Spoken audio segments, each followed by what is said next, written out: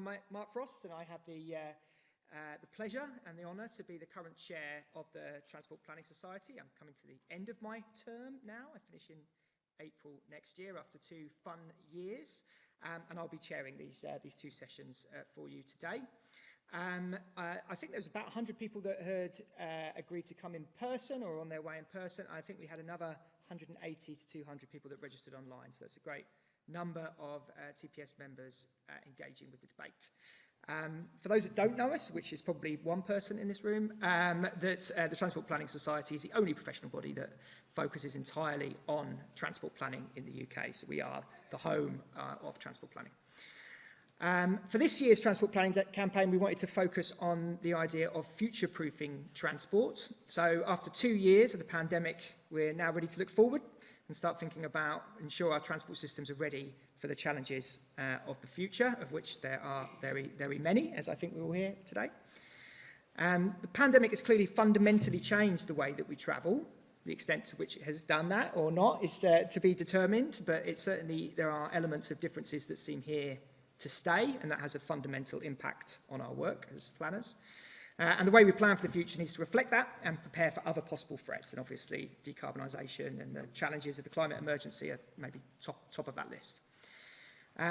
So this event is the accumulation of a number of events that society has helped lead over the course of the last few months.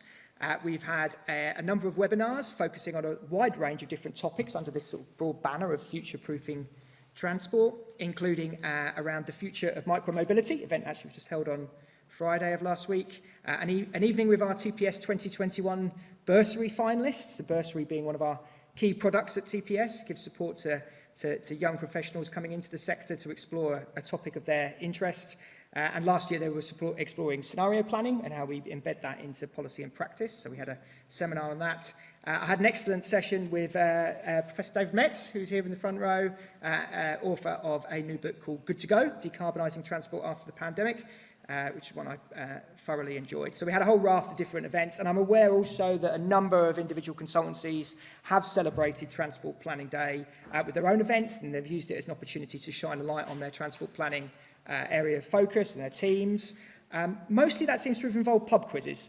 I don't know what that says about us as a sector, but excellent. It's great that these things are being marked. So in this session, we're going to, as I say, explore future-proofing transport, the challenges we should be preparing for, and more importantly, I guess, maybe sharing recommendations about best practice in this field across our profession, but also across the different nations of the UK, which is an area of focus that we've been looking at as a society over the last 12 months. We are up against it time-wise in this first session. We have 4 presentations and we have just over an hour. So we will do our best to do Q&As if we can. If not, what we will do is we will retire for a networking session downstairs for 45 minutes, where we will obviously be encouraging you to ask questions to any of the speakers, most of which will still be able to stay with us. Also, for those that are dialing in online and submitting questions, please do that. And what we intend to do is to gather those all together and to develop those, with the help of our speakers, into a blog post as a sort of follow-up to this event. So we will do our best to take some time for Q&A, but if not, we will endeavour to encourage debate in other formats. We would also encourage you to tweet and to use other social media platforms, including Mastodon, should you wish to go down that route. Very popular amongst some transport planners, using the hashtag TPDay2022, and we'd love to hear your thoughts. And I think, given where we are on time, I would like to introduce our first speaker of the session, Martin Tugwell, the Chief Executive of Transport for the North. Martin. Yep.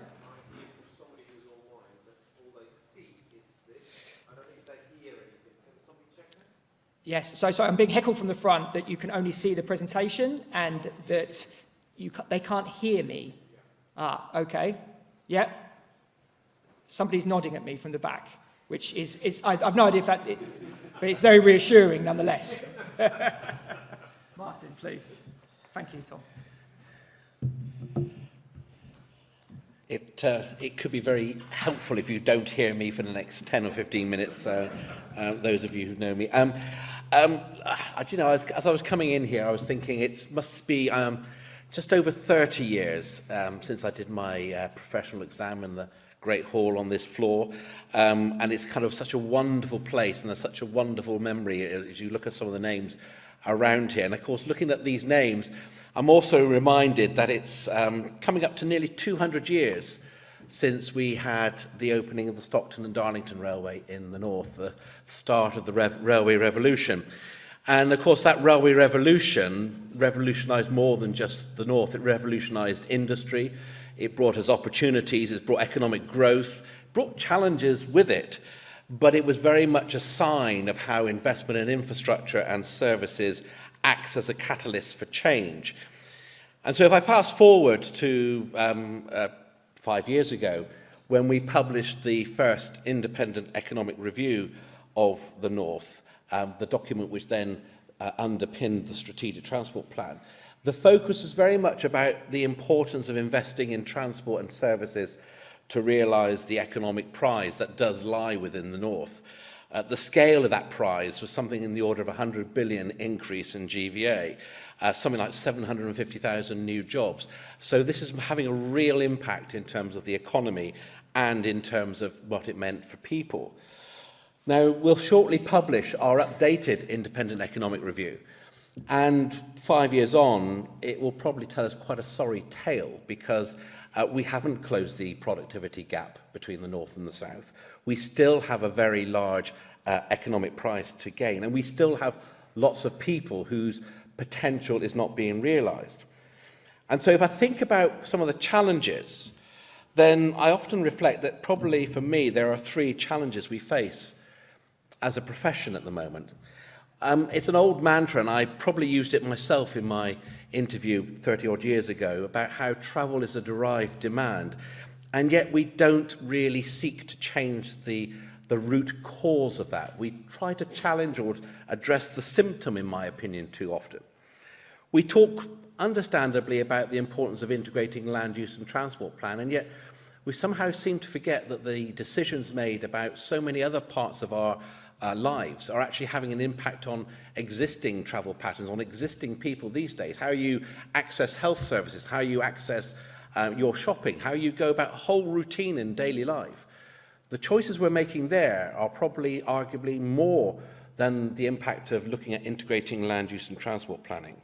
And yes, we talk about the importance of, or we talk about how the evidence shows us there's the majority of trips are short.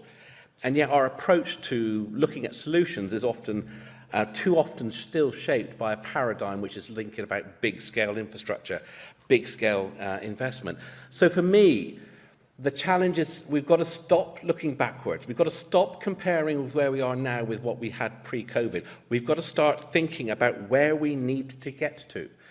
Because if nothing else, the pandemic reminded us that there is nothing immutable about the way in which we travel and the choices we make. Overnight, travel patterns changed dramatically as a consequence of an existential threat.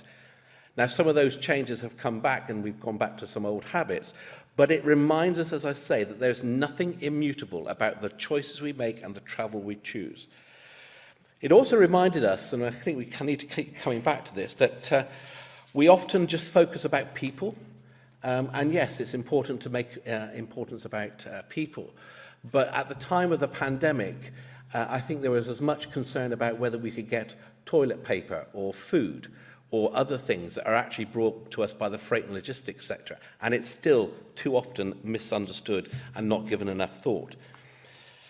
So for me, we need to think more about a different way of approaching it, focusing on outcomes, focusing on being place-based, and focusing on being user-centred.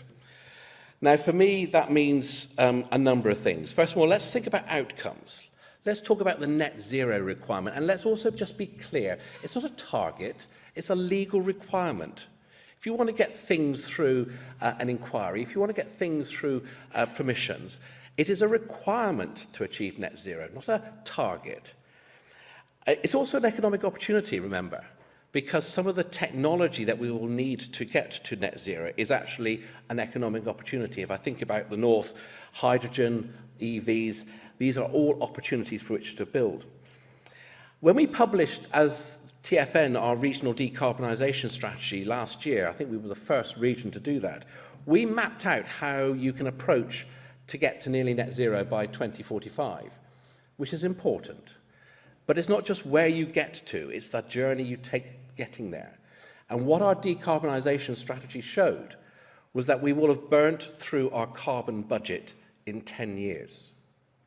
And if you then think that we've already got a lot of the investment decisions for the next 5 years planned, the need for change is very real. The need for change is very urgent. If ever there was a clear and present danger, it is this. If you were thinking about and looking at our work on decarbonisation, you'll see that it was shaped by work we did on future travel scenarios. This is very much in the theme of sort of about vision and validate. And as a reminder, though, that our roads network will still be part of our transport system. What it showed us was we need to be thinking more about highway space as an area in which we can choose how to use it, whether we prioritise walking, cycling, public transport, freight. Highways are important, they will continue to be important, but we need to be open to using them differently. But it also set out the very clear message that we need to plan for growth. In the north, we have to plan for something between 90 and 190% growth in rail over the next 25 years if we are to achieve our nearly net zero ambition. So that's going beyond the current plans and thinking about how we deliver those services. So that's a bit about outcomes. What about place-based? Well, we published transport-related social exclusion work about a month ago. It showed that in the north, across the north, we have got something in the order of 3.3 million people, that's over 20% of our population, are living in areas of our high risk of being excluded from society because they haven't got a transport service or they can't afford the transport service. Many of these areas are coastal areas, former manufacturing areas, but it's not exclusively. And just to be clear, just because it's only 20% doesn't mean that the other 80% are actually perfect. There are challenges everywhere, but we should be thinking quite seriously, what are we doing for those 3.3 million people who are already living in areas of high risk of social exclusion because of transport? So we really must be focused on the place. We must be focused on having a simpler transport funding scheme that allows our authorities and partners to focus on delivering outcomes in a place rather than chasing a particular funding stream to achieve a particular objective. And then when it comes to the user, let's just think about how we pride ourselves on being evidence-led. And yet I still see too many instances where our approach is blind to the evidence before us. We have access these days to socio-economic data. We can get access to data on cultural, ethnicity, gender. And we know, don't we, that you will, if you've got 6 people in the room of different backgrounds, you would have 6 different frameworks in which people make their travel choices. And yet we still, as a profession, lump those people as one group and try and plan on the basis that they all will behave and react in the same way. That's why when the STBs, the subnational transport bodies, are working around things like personas, it gets to the heart of the user. It allows us to understand what drives choice. And for me, this kind of stretches into the debate about inclusivity, diversity, and all that goes with that. Because at the moment, rightly, there's a focus about getting better representation in our profession. But there is absolutely no excuse for anyone here not to be sensitive to the diversity and the breadth of variety of choices that exist within your society, within the communities that you're serving. This is not about representation only, it's about the way we think. So there for me, it's about outcome-focused, it's about place-based, it's about user-centred. The missing dimension in this, which we often forget, or ignore, perhaps, is perhaps the better way of saying, we often ignore, is the whole thing about funding and about making sure solutions are affordable and delivery. Now, when I talk about affordable, I mean both types of affordable, because it's not just about can we actually afford to make the investment. The investment we're proposing, will actually people be able to afford to use it? I often talk about, going back to our transport-related social exclusion work, is it really practical to go to Redcar and ask people who are on minimum wage, that their solution is an EV costing £40,000? Is that really what we're asking for? We need to think about putting it in the context of solutions that are affordable for the user. We also need to be thinking about solutions that are affordable in terms of delivery. It's no good having a long list of 20 schemes, all of which we will argue absolutely essential to delivering economic growth and regeneration, if we also know at the same time that that funding won't be possible for the next 20 or 25 years. If it's really that important, what's the solution we need to do now? So we need to be more honest about the funds available. We need to be thinking about how we might achieve the same outcome in a different way. We need to be avoiding the best being the enemy of the good. And we need to be comfortable about thinking about systems. We published recently our EV charging infrastructure framework, a really fantastic piece of work that allows us to map and plot where the opportunities for investment in EV infrastructure will be. It's work we've produced with National Grid, Energy Savings Trust, the DNOs, as well as our local authorities. It allows us to actually plan for the investment in energy infrastructure that's going to be essential if we're going to support the growth in EVs. When I did some work in a previous role, we looked at how much investment in energy infrastructure was required, and it came out at something like 3 times the amount of current consumption for energy if we were totally going to electrify our transport system. It's a large number, but it's not unachievable if we start and plan now. We also need to think about digital connectivity. We've got great ideas about smart apps and everything else, about how you can work differently, but we need to be aligning the investment in digital infrastructure alongside that with energy and alongside that with transport. And I'll just briefly mention that while we're talking about delivery, we really have got to address the skills gap. Whether it's skills in terms of, I'll take an example at the moment, we haven't enough train drivers in the north of England. It's a really good job, it's a really great profession, but we have to convince people to want to be part of the transport family. We need to want people to be part of the skills that are actually going to deliver the investment in the north, because we haven't got enough at the moment. Do you know what? I've kind of reflecting, we've had a 25-year anniversary dinner earlier this year, and I was reflecting as well, it's 30 years since the original definition by Brundtland of sustainable development. And yes, if we look back, we've made some progress, but if I think about the evidence that we've got, the evidence we're all access to, then there's a real need for acceleration. But this isn't about preaching about the need for change. It's about leadership in the development of visions that are outcome-focused, place-based, and user-centred. It's about understanding the financial framework within which we're working. And it's about having the skills to work with partners and communities, and most importantly, with decision-makers, about how we actually achieve that delivery in the end. All of us have a need to be not just advocates of change, but we need to be there as the agents of its delivery. Now, 3 years ago, I had the privilege to be the president of CIHT, and my theme then, I think, is still relevant now. We are shaping tomorrow today. We do have a key role as transport planners as part of that future. And it's so great to be able to spend today celebrating that with you, Mark, and everybody else in this room. Thank you very much.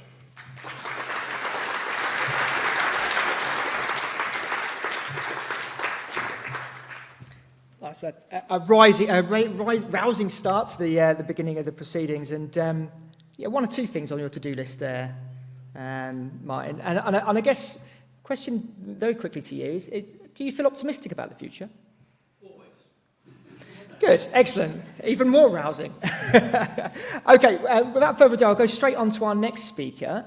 Stephen Joseph is here to update us on the work that the Society has kicked off this year to update our State of the Nations report. So this was something that was actually started under Stephen Bennett, previous chair of Transport Planning Society, and we're delighted to be able to give Stephen an opportunity to update and filling in all the gaps that we didn't know when you did your report, Stephen. Thank you. Thank you very much, Mark. I really like the fact that my name badge there has the University of Hertfordshire spelt H-E-A-R-T. I think it's great. We should so adopt that. I'm going to, as Mark says, take you through the report that's published today, which is an update of the 2020 report on that we did on State of the Nations. The word nations is really important, and I'll explain why as I go through this. Just a bit about the university. So the University of Hertfordshire has a smart mobility unit, and it does a range of things, which includes, among other things, running its own bus company, Uno. So it has, and having its own travel plan as related to that, and it does a range of other things on consultancy, seminars and workshops, and increasingly is part of other university teams, including the Centre for Climate Change Research, Centre for Future Societies, and Martin Tugwell is a very welcome visiting lecturer at the university in the new Masters in Transport Planning that the university has developed.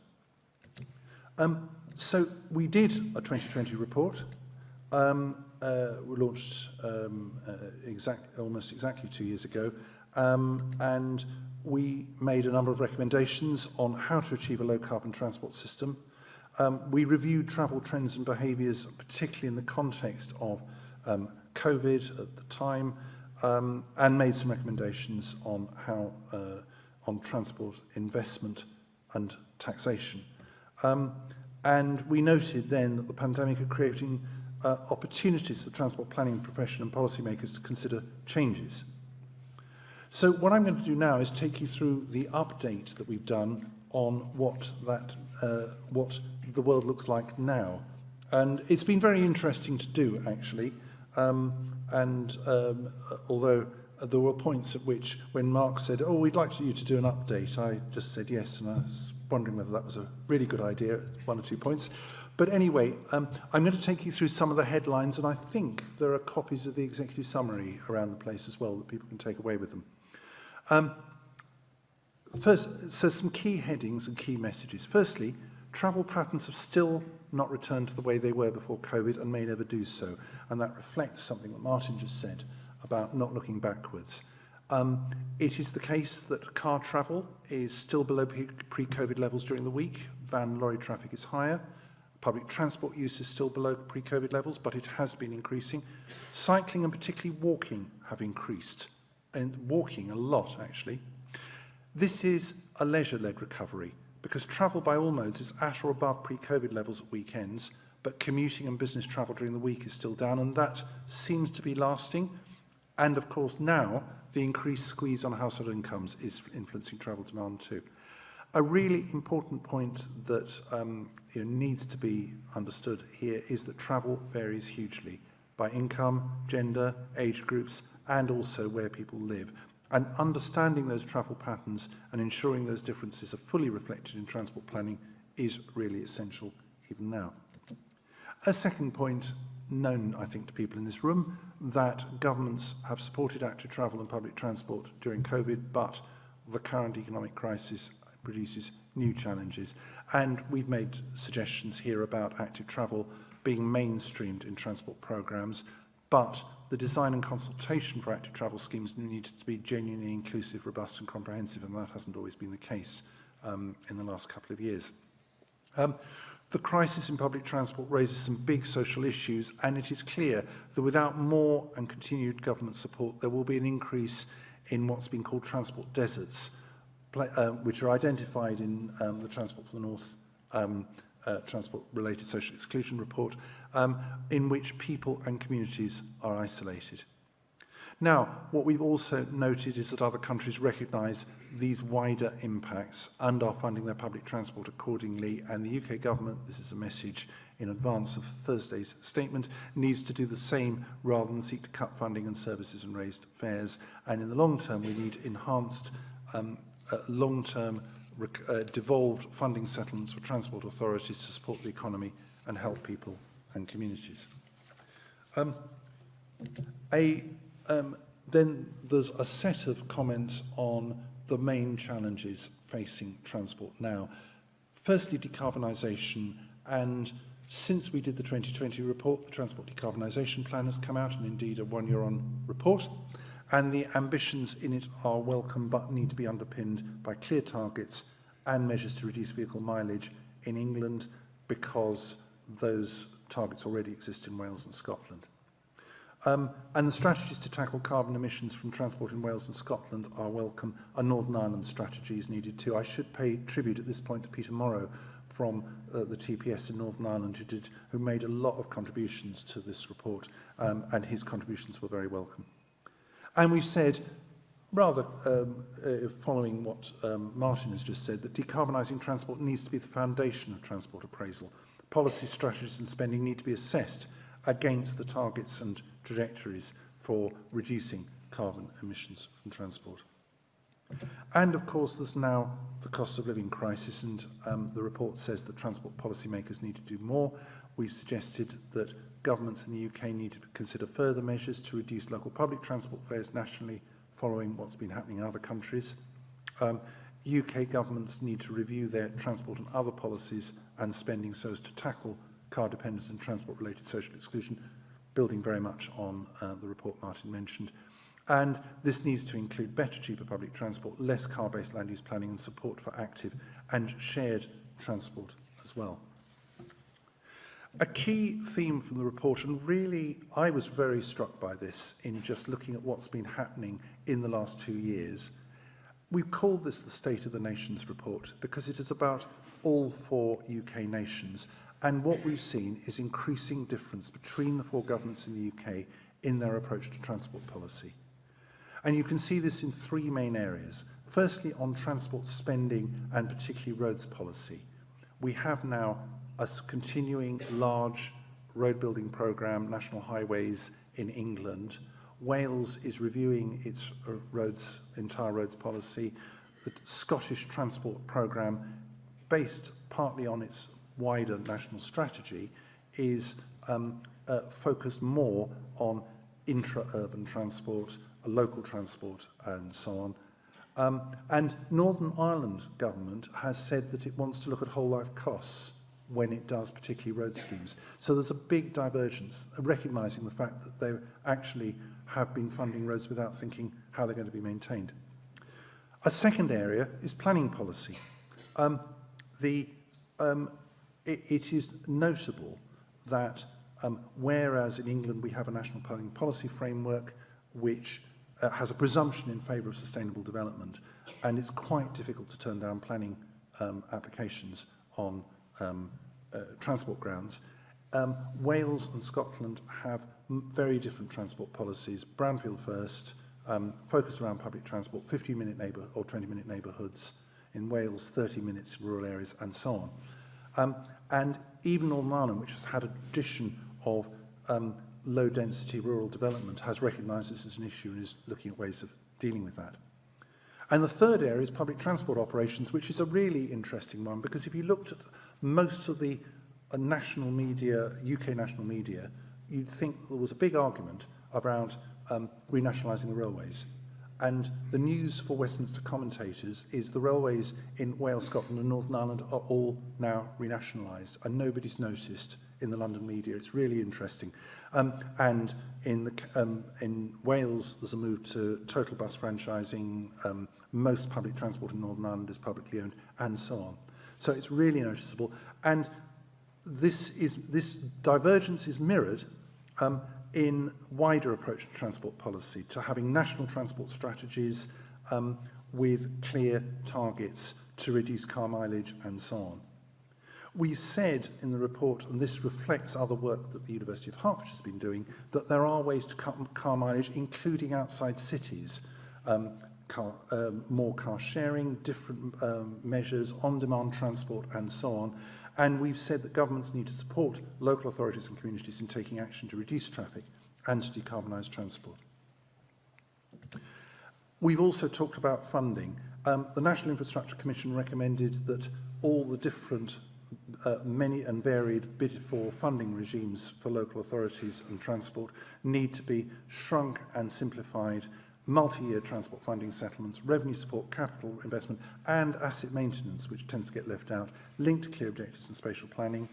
We've also said, as we said in the previous report, that the UK government needs to consult on options for road user charging, potentially replacing existing fuel and vehicle taxes, and needs to consider an experiment with new powers to allow devolved administrations and local authorities to raise money for transport measures.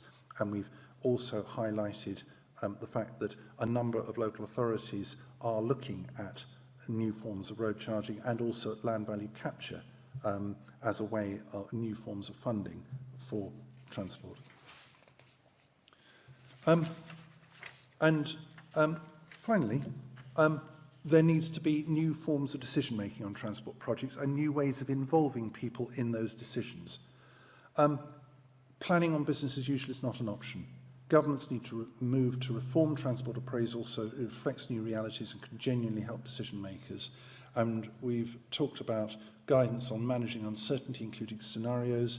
We've highlighted a number of ways of doing that, triple access planning, and also work being done, Martin referred to this, for the subnational transport bodies on personas and approach and first last mile and so on, which is, I think, a genuinely interesting way forward, and we've talked about that in the report.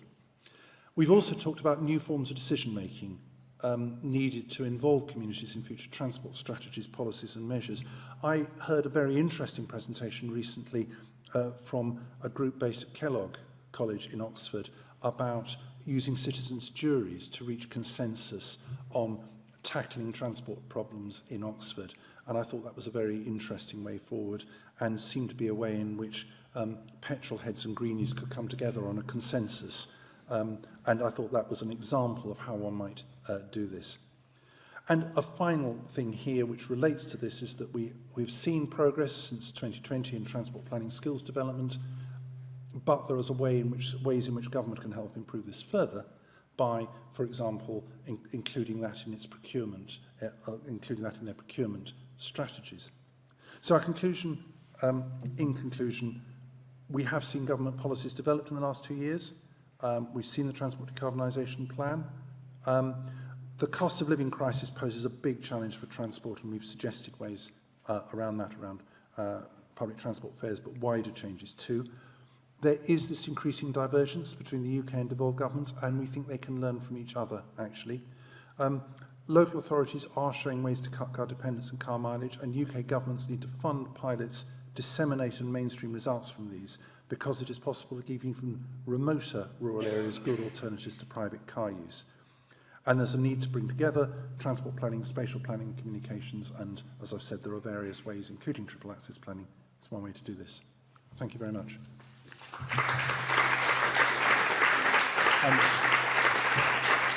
I should say the report will be online. I think there's a link going on to the TPS website later today.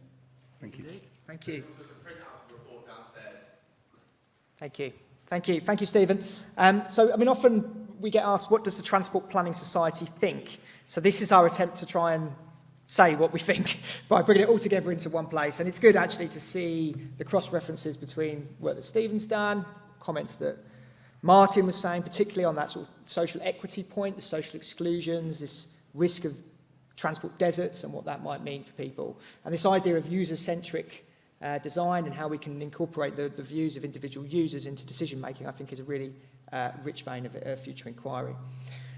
Okay, we push on. We now have a couple of presentations from our sponsors, including Nicola Kane, newly arrived at Steer Consultancy, who is our platinum sponsor, and then Emily Bobus from Compass IoT as a gold sponsor. Nicola, I'll let you introduce. Thank you. Less than 2 weeks into the new job at Steer, so it's lovely to be here. Before that, I was at Transport for Greater Manchester, where I led the development of their local transport plan. So I'm going to be talking a bit today about vision-led planning. And vision-led planning has been around for years now, probably at least 10, maybe 15 years. And in spite of the fact that it's got a huge amount of support, I think, now amongst the transport planning community, it hasn't really become mainstreamed yet for a whole host of reasons. But I understand now that the DFT is planning to put vision-led planning at the heart of the new LTP guidance, which I think is fantastic. And I thought it was an important opportunity today to think a bit about the importance of vision-led planning, how you go about actually developing a really strong and compelling vision, and why I think vision-led planning is a really important part of our toolkit in terms of managing uncertainty and building much stronger consensus about the sorts of things that we want to see in our towns and cities. So I came across Donella Meadows a couple of years ago, and I don't know how many people in the room have heard of Donella Meadows. She's actually not alive anymore, but she was a leading systems thinker and environmentalist, and she did this amazing speech in 1994 about envisaging a sustainable world. And it's a very, very grainy recording, but I would really recommend going and having a look at her speech. And she talks from the point of view of someone who's an analyst, to someone who's been kind of campaigning around environmental issues, but how she had come to the value of visioning and opening people's minds to different futures. And she talks really compellingly about vision being the most important step in the policy process, and how rarely we actually talk about people's visions, and that we tend to focus much more on our fears and our frustrations and our doubts. And I think probably as a community we do spend quite a lot of time talking about our frustrations, but only rarely do we talk without embarrassment about our dreams. So I find that really powerful, and I think it's something that is worth reflecting on in terms of the power of a really strong vision. And she did work with a group of people to think about a world without hunger, and she talks very compellingly in her speech about how difficult that was for people to really open their minds and not constrain their imagination in terms of what's possible, but to really think about the world that they would like. So I want to just focus on a few kind of key aspects of vision-led planning, some of which I've sort of developed through the work that I've done, but also through thinking of people like Donella Meadows. And she starts by talking about a shared and responsible vision. And again, we all know about going out and talking to diverse communities, but actually how often do we really go out and say, what do you want? We quite often go out and consult on things that have already been drafted. But I think a vision is a really great opportunity, again, to talk to people from a whole range of different backgrounds, from different stakeholder groups, and to put their kind of current views of the world to one side and to think about what sort of places do they want to live and work in. And I think that sort of shared vision is really important, so bringing people together and really co-designing that vision. And in Greater Manchester, when we produced our last LTP, we started with a vision document, and we consulted really widely on it. But I think if I was sort of starting again, I would put much more effort into really, truly co-designing that vision at the outset. And then you need to think about how you bring that vision to life. And you see lots and lots of documents which have got vision statements in them. Quite often, those vision statements look quite similar across different areas. And I think, again, this is an opportunity to think, are there different ways of communicating that vision that goes beyond just a statement, and perhaps allowing ourselves as transport planners to be much more creative, to use pictures, to use different sorts of language, and to really kind of ground that vision in the place and make it much more specific to the place, to the sorts of people that live in those places. And again, Donella Meadows talks about kind of putting that rationality, that logic thinking to one side for this visioning stage in the process, and think much more in terms of values and emotions, in terms of what you want from places. We've talked quite a lot already today about the kind of wider system and thinking about transport's place in the wider system. So I would really encourage people to be as broad as possible in developing a vision, even if it's for a local transport plan, to think much more broadly about the way that places are planned, about how people live their everyday lives, why they're doing the journeys they're doing, and to start with that much broader view of the kind of places we want to shape before you get into the specifics of the transport system. And again, in Greater Manchester, we started with the Greater Manchester Strategy rather than the LTP often. So that talks about people kind of living a good life, growing up, getting old, getting on and growing old, and living a great life through their whole life cycle. And we tended to go back to that much more than back to the sort of transport-specific vision. I think that was really helpful. And to also think about transport's role in shaping wider social, environmental and economic outcomes. So again, not constraining your thinking to the transport system and the kind of travel targets that you might be trying to set. Having said that, I think once you've built a vision, then clearly you need to start to ground it in some specific goals. And this is where I would kind of start to think much more about the evidence base and where you're starting from, and what are the first steps you want to take towards that vision. And developing short and medium-term goals in particular, which are achievable, but which are credible, and are really thinking about where you're starting from and how you can begin to move things towards that vision. And tools like scenario planning, again, we've talked about this morning. There are a whole load of new tools in our toolkit that we'll need to start to think about how we embrace uncertainty rather than ignoring it. This is work that Steer did for Midlands Connect, again, that used scenarios planning to say, well, there's a whole range of things in the wider context that might knock us off course. Let's think about those, and let's think about how we might adapt our plans in each of these different scenarios. And adapting course, I think, is really important. We're all going to have to be much more flexible, and I think the last 2 years have shown us that, really, that we can't be certain at all about the future, and we need to be willing to adapt the pathway that we take to that vision over time. And I think that's the power of a vision-led approach, that you can keep hold of that vision even as the context changes around you, and think about how you might take different paths towards that vision. And again, Donella Meadows talks about if you've got clarity of vision, then you start to spot opportunities that you wouldn't spot otherwise. So things might crop up that you weren't expecting, but you can seize those opportunities if you're clear on where you're trying to get to. And also, if you start to see signs of success, you're more likely to spot those if you're really clear on where you're trying to go. And we need to sharpen our toolkit. We talked about scenario planning. There are all sorts of other tools that we can use in a vision-led approach. We might still be able to use those modelling tools, but we'll probably want to use them in different ways. And I think this has been one of the barriers to really mainstreaming a vision-led approach, is that it's taking a long time for all of those tools to kind of catch up. So it would be great if we can start to have a conversation as a profession about what new tools might we need, how can we use the existing tools in new and creative ways. And I think there's loads of good opportunity here for us to develop that toolkit. And we'll also need people who are great at engagement, who can go out into different communities, who are confident to talk to people from a whole range of backgrounds, and who can think and talk in much more creative ways. So, just to finish off, hopefully I've persuaded you, hopefully you're already persuaded that the vision-led approach is incredibly powerful. If you've got that vision, you can use that then as your guiding star, your anchor, and keep returning to it when you start to lose your way and when things knock you off course. And you can use that vision to inspire action. And I love this quote, again, from Donella Meadows, about how people with a responsible vision communicate differently. And being around visionaries is a constant inspiration. I think that's really important for us to all hold on to. And I hope that this kind of approach will attract more people to get involved in transport planning, whether that's within their own communities, getting involved in the conversations that shape and deliver those visions, and also attract a new generation of transport planners to the profession on the basis that this is a really kind of creative industry that's really changing the places that we all live.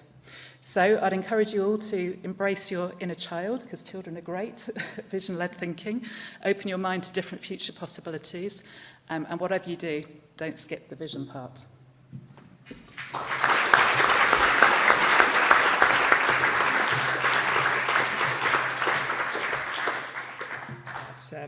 Absolutely fantastic. I think your point there about how do we co-create that vision and then encourage that sense of ownership is absolutely key, and it just makes all that delivery so much more easier if you get everybody to sign up to that initial vision at the beginning. And certainly, as Stephen remarked in his report, some of the work that we did, which actually is quite visionary, I think, completely on active travel delivery over the last couple of years, we skipped the vision part for too many people, and that's why we ended up in the situation that we did on some occasions. Okay, Emily, if I can ask you to join us up here. So Emily arrived from Australia about 48 hours ago, so congratulations, and thank you so much for coming today to say a little bit about the work that you do at Compass IoT and how that can help us sharpen our toolkit and deliver against the challenges that you've heard already. Thank you, Emily. Yes, I do owe you all an apology. You will have to listen to my accent for the next 5 minutes. So I actually wanted to start today by telling you a story. And that story involves two of my favourite things, and that is connected vehicle data and potatoes. I swear this relates to future transport. So the story goes, there was a state government in Australia that really wanted to understand freight origin destination.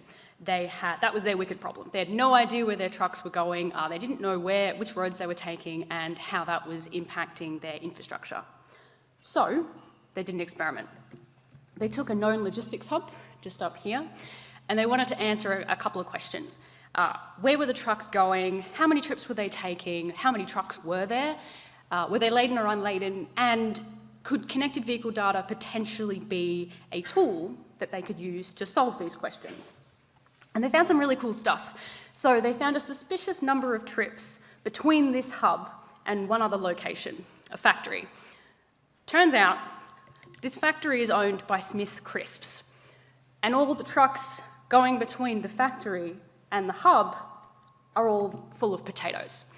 In fact, there was 19 trips a day between this particular hub and this chips factory, just kind of going backwards and forth, delivering potatoes. What they found was that speed, acceleration, and G-force changed depending on whether the trucks were laden or unladen. So trucks that were full of potatoes took a little bit longer to brake, it was harder for them to accelerate, and their G-force was slightly higher going around corners, as you can imagine if you're very full of potatoes. Then the state government took it one step further. They just mapped the whole city. So this is an image of 20 million freight trips across a section in a city called Brisbane. The thicker the orange line means the more trucks took that route. So that one in the middle is clearly a very popular arterial road down there. They also found some really cool stuff. So they looked at origins and destinations, and then what was really interesting was where were the trucks stopping. What they found was the places that the trucks stopped, so the GPS location, aligned almost perfectly with known rest stop infrastructure. They also looked at different things, so how long were the trucks refueling, how many times did they stop, what were the kilometres difference between those stops, and which rest stops were the most popular, so what ones kind of did people stop at the most. Then this formed the foundation of a new strategic freight model for the entire state. So Brisbane is in the middle there somewhere. The data that they used was then used to inform infrastructure planning, and that included things like asset maintenance, which was mentioned earlier, and safety. So were the overtaking lanes big enough or long enough, and was the visibility good enough so that drivers could see trucks as they were merging onto highways? Did the roads need extra maintenance because they were at a popular rest stop, had lots of trucks running over them, potholes, those kind of things, and just improving the general infrastructure at those most popular places. So it doesn't just stop at potatoes, as you probably are all aware. Freight origin destination is just one example of many wicked problems that exist within transport. But I actually wanted to challenge the title of my own presentation. I really think that, as we were talking about optimism a little bit earlier, that wicked problems should be perceived as wicked opportunities or wicked potential. That is, potential to apply new toolkits, new emerging technology like the millions of connected vehicles that are running around all over the UK to make our communities more resilient, to make them safer, and of course the topic of today, which is future-proofed, and having a data tool set to enable that. There's also a couple of other really cool use cases. So there's road user charging and native tagless tolling, so being able to do congestion charging without the need for CCTV cameras or scanning number plates. The placements of your EV charging networks and how popular those particular charging networks are. The impacts of climate change. So Australia at the moment has had a lot of flooding and all of our inland freight routes are underwater. So we're looking at how we can use connected vehicle data from trucks to try and understand where are the trucks going instead, how that's impacting the road network, and what's the economic impact of those particular routes being flooded. Better active transport, so if you shut one road or you make a two-way road into a one-way, what happens to all the other infrastructure around that particular section, and how does that influence people's decisions in their mobility choices? Do they take more active transport? Do they take more public transport? And then my favourite one at the end, which is road roughness at scale for virtually every single road all the time. So Compass actually won a Global Google Cloud Award for our work in, again, another flooded city. This is a bit of a trend in New South Wales called Lismore. We compared data 2 weeks before and 2 weeks after a flood using the gyroscope data from connected cars. We were able to determine that there was a 50% deterioration caused by those floods, map the roads that had the most deterioration, and then help to prioritise maintenance and repair. So, of course, I want to probably finish by reiterating that there are a lot of wicked problems within transport, but I think that these are actually wicked opportunities to reimagine the way that we address complex problem solving across our road networks. Of course, if you'd like to know more, it only took us all a pandemic to learn how to use QR codes, so there is up there. And then I'm also normally in a very obnoxious purple hoodie, which matches our brand colours, but I don't have that with me today. But if you want to chat, just keep an ear out for the obnoxious Australian accent instead. Thank you.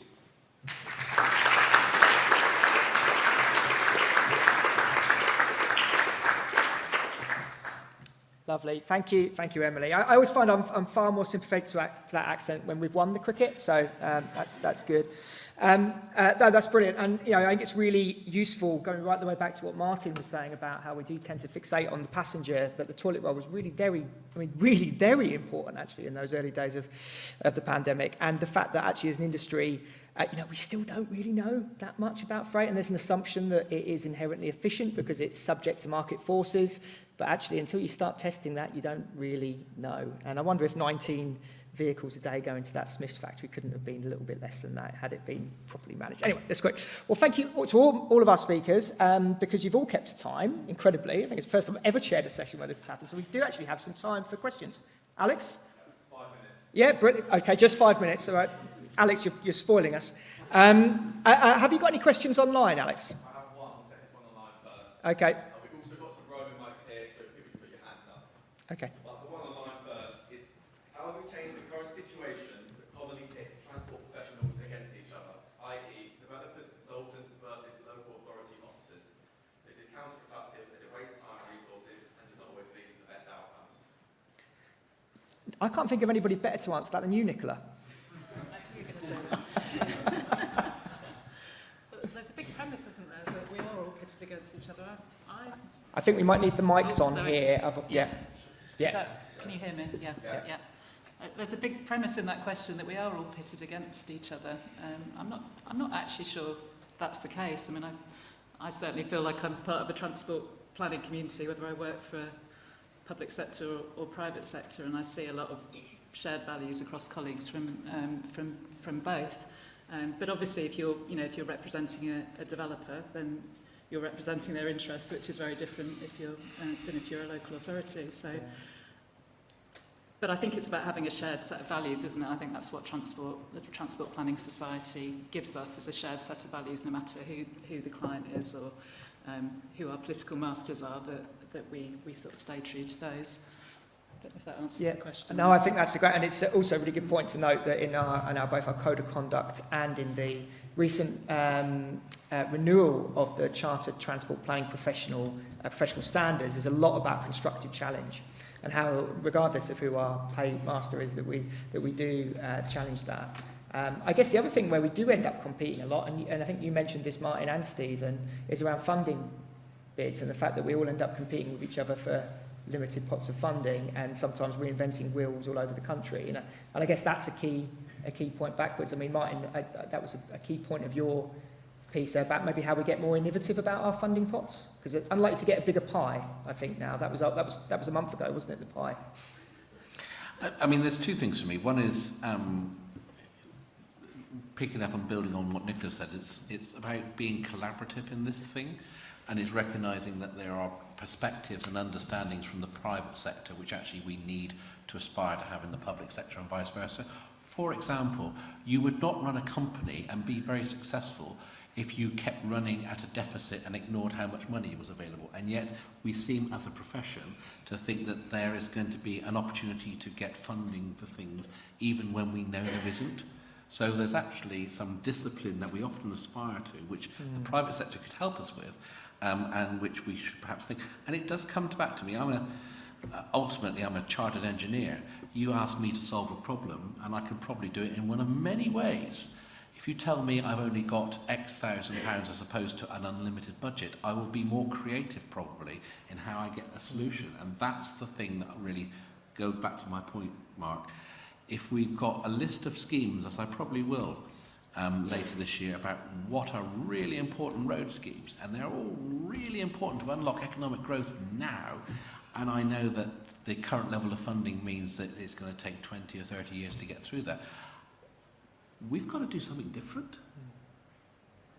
We really do. We need to think about what the outcomes are. We need to think about the vision, and we need to think about how we use the resources that are available. We also need to think about what do we need to happen in other parts of the society and policy, because those will be drivers for travel. We keep, as I said, we keep citing it, travel's a derived demand. Okay, so what are the things that we need to have happen in other parts of our society to change the scale and the nature of travel? No, absolutely. I mean, and that innovation piece, I think, is on us. And my understanding is there's no shortage of people that want to invest in infrastructure. The point is, how do we package that up in a way that works as an investable proposition? Connected Places Catapult doing some really interesting stuff in this area at the moment. Okay, let's see if we can get a couple of questions from the room. Stephen? Thank you. Steve Bennett from Arab, and former chair. A question that I've been thinking about a lot recently, I need the panel's help in solving, is the role of central government. There's loads of challenges we're facing as transport planners at the moment. I think we can play a big role in addressing decarbonisation, equality in the transport system, etc., etc. And I swing between thinking, actually, it's only some of the big things that central government can do that are really going to change the situation. So things like transport pricing and the price of driving versus the price of public transport, and spatial planning, things like that. But then other times I kind of swing back to thinking, actually, with all the chaos going on in Westminster, we're better off leaving them to it and just actually getting on as an industry. Perhaps touch on some of the topics you just talked about, and just getting on with it ourselves. And it's actually city leaders, it's the private sector and others that can really make a change, almost in spite of, regardless of what's going on with central government. So it'd be interesting to hear your views and where you come on that spectrum. Stephen, do you want to pick that one up? Yeah, I'll pick that up because it was a bit of a theme of the. It's become a bit of a theme of the update report. I think my conclusion is long-term funding and frameworks, policy frameworks. I mean, there's a really important one which I've been looking at in the context of the work I do with Smart Transport, which is the media programme that I chair. And it's quite clear that you could do quite a lot on shared transport. And a particular story was that there was a proposition by York NHS Trust to turn its company cars into pool cars, which would have huge carbon and cost of living including cost of living benefits. However, the moment you move from company cars, which were work-related and under a particular tax regime, to pool cars, they were all subject to benefit in kind rules and were taxed. So the entire business case disappeared. So it's one area where central government if it changed the rules and then got out of the way, lots of other things would happen. So I think that sort of regulatory framework point, that the tax framework, as well as the funding framework, simplifying and devolving funding in a long-term revenue as well as capital approach would make a huge difference. But there's a broad point, but I'll say it before Martin does. Derived demand. So if the NHS is being told to build lots of new hospitals or centralise stuff out of town, then transport planners are running uphill, aren't they? So there's a thing. The area the approach that I thought really makes a difference, and it relates to perhaps the previous question, is about the total transport idea. There was a set of pilots run in 2015, which the idea was to bring together the different providers of transport, or commissioners of transport services, with the idea of seeing whether you could create a whole partnership that covered the whole area. And actually, you've got lots of non-emergency patient transport vehicles doing nothing, and you've got social services transport that sits there half the day doing nothing, and there's opportunities to make much better use of that. So big transport partnerships involving non-transport users of and generators of travel are I think, a really interesting way to go. Excellent. Can I just make Yes, Alex, yeah, yeah. One more from the, okay, and one more question from the room. Yeah, right at the back there.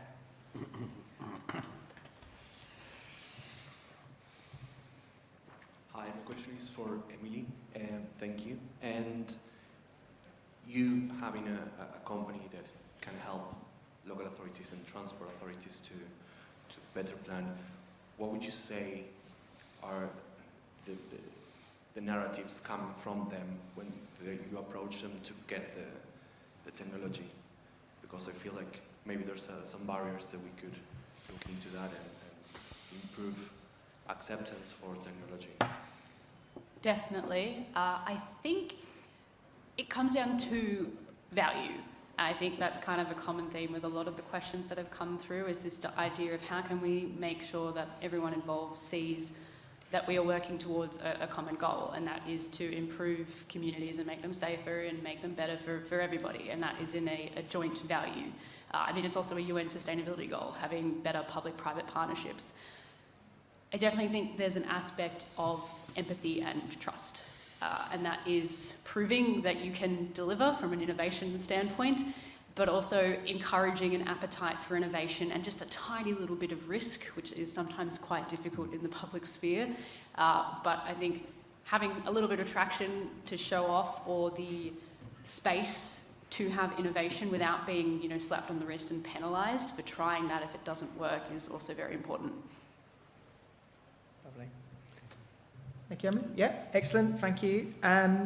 Brilliant. Well, that's the end of our first session. So we'll be retiring downstairs again for some more tea, coffee, just water. The wine comes later. But please, we're looking to come back here, and we will be starting at 4:45 for our second session.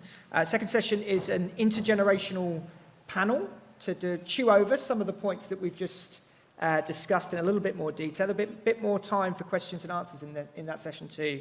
We also have a keynote speech from the Office for the Future Generations Commission in Wales as well, looking about how they've embedded that landmark legislation in their practice. So thank you to everybody who's helped here. Thank you, IC. Thank you, JFG, for this first session. And thank you in particular to all of our sponsors, because obviously we really couldn't do this without you. So massive thanks. And I'll see you all back here at 4:45 for the second session. Many thanks. Cheers. Thank you, everybody. And thank you to those joining us again online.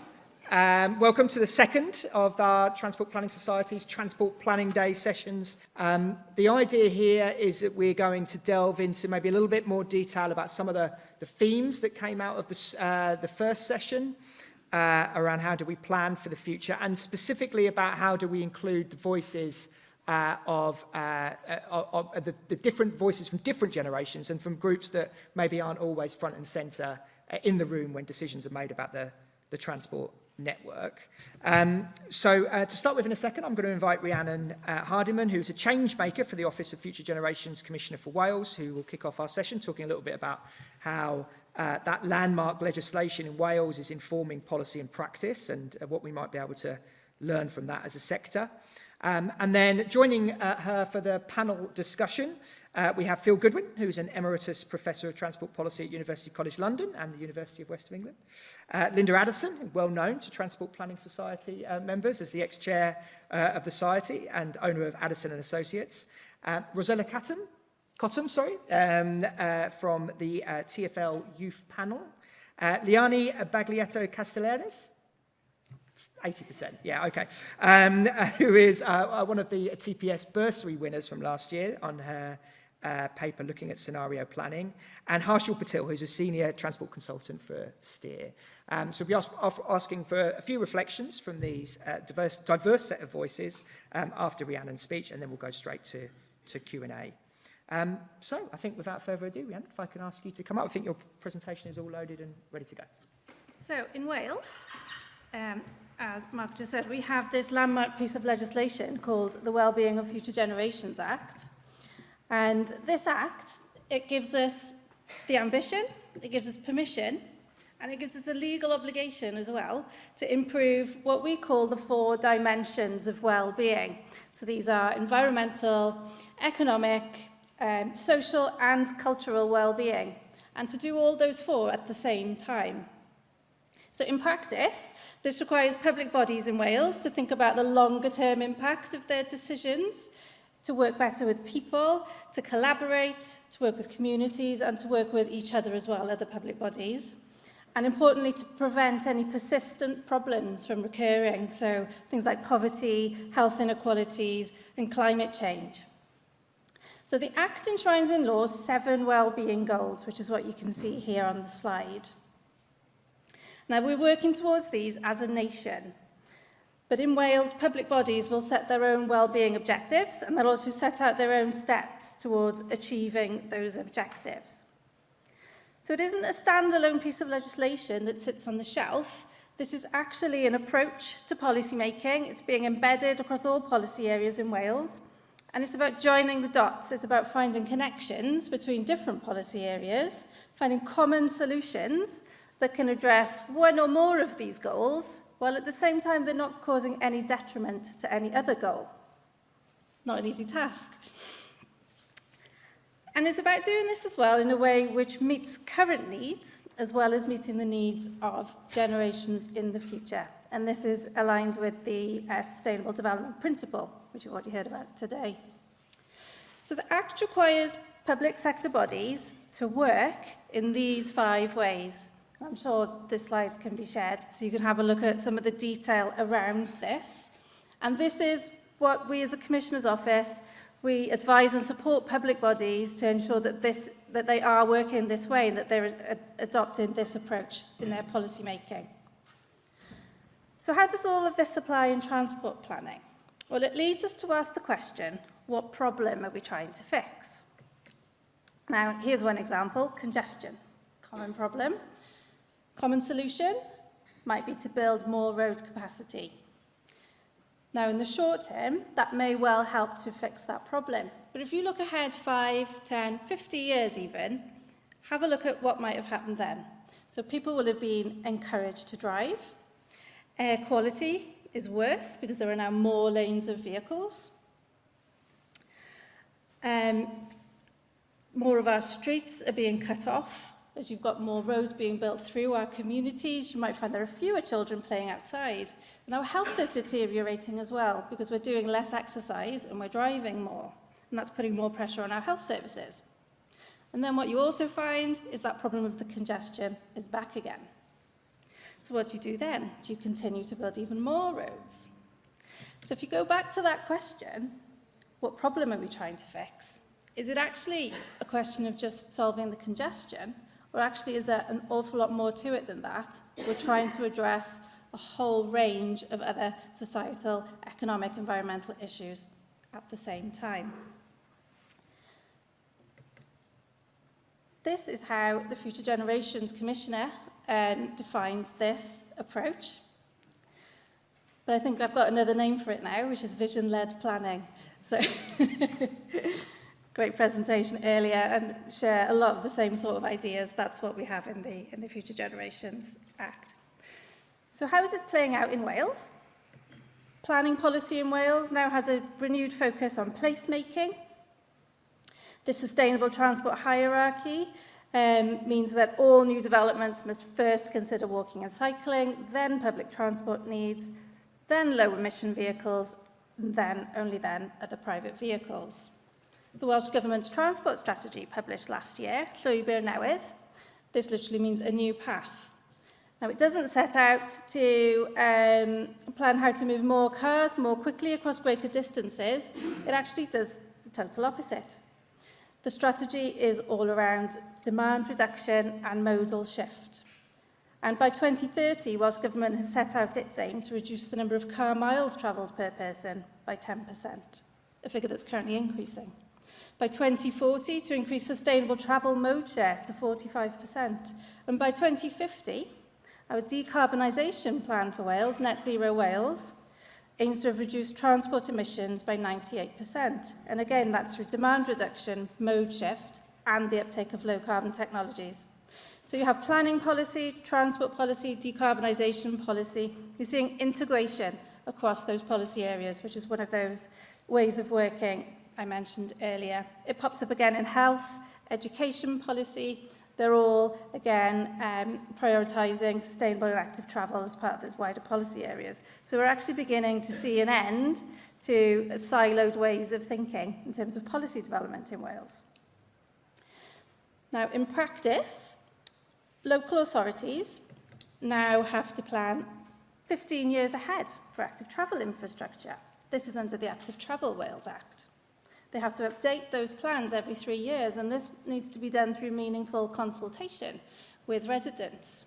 And it's done using a commonplace platform this time around, where residents can actually identify pinch points in routes. They can really give detailed feedback on specific parts of the active travel infrastructure. And this is really now starting to have an impact in terms of the infrastructure that's being put in place across Wales, and is starting to enable more children to be able to walk to school. It's allowing them to turn up refreshed and ready to learn. And then at the same time, it's also helping to address other policy areas such as health, where we have issues around tackling childhood obesity, for example, in Wales. To further encourage active travel, we're going to see a change to the default speed limit to residential roads in Wales. It's going to shift to a default of 20 instead of 30. Something else which is coming in is new regulations to prevent parking on pavements, constant barrier for buggies, wheelchair users, partially sighted people. And we also have a bus bill on its way in Wales. And now this is looking to transform how buses operate using a one ticket, one timetable, one network approach. It is looking to re-regulate the bus industry in Wales. And the idea behind this is to ensure that the routes are operating where and when people need them, as opposed to operating where they're the most profitable routes. And also we're talking about a single ticketing system as well, which would have a cap on journeys from A to B, to ensure that using public transport is affordable. And then roads, a couple of years back, partly due to the Wellbeing and Future Generations Act, the decision to build a 1.4 billion M4 relief road across the Gwent levels was overturned. That was because when looking at the impact it would have both now and in the future, who would benefit, how it mapped out across the 4 dimensions of well-being, when looking at the impact on equality, it just didn't stack up. So now what we have instead are plans to substantially improve the public transport network. The South East Wales Transport Commission, the Burns Commission, which was later endorsed by the UK Government's Union Connectivity Review, that's proposed new train stations, rapid bus corridors and active travel routes to bring benefits to the people who are actually living in the area worst affected, where actually car ownership is quite low in that area. So the benefits of the road scheme wouldn't have been going necessarily to the people who live in that area.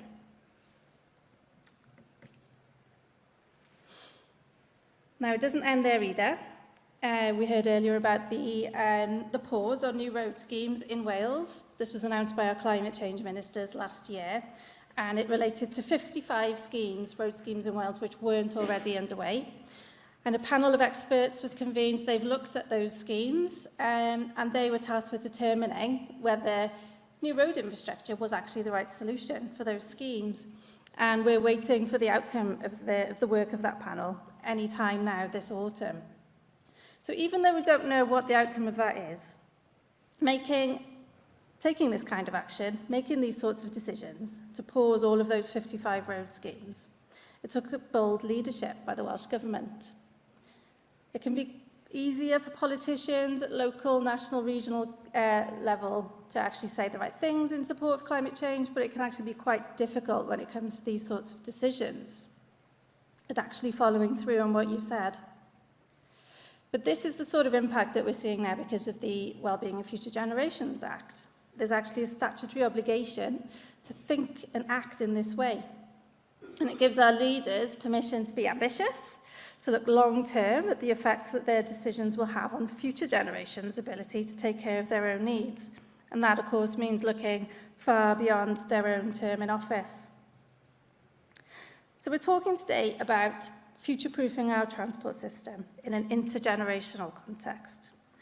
And I've heard it said that a transport system fit for a 90-year-old is also fit for a 9-year-old and everyone in between. And that system is safe, accessible, inclusive, it's reliable, no matter what your age, your cultural background, your demographic status, it works. A future-proof transport system supports all 4 dimensions of well-being: economic, environmental, social and cultural. And it's down to today's planners and today's decision makers to shape the future that we want to see. And I'll just end on this final quote from the Commissioner. Thank you.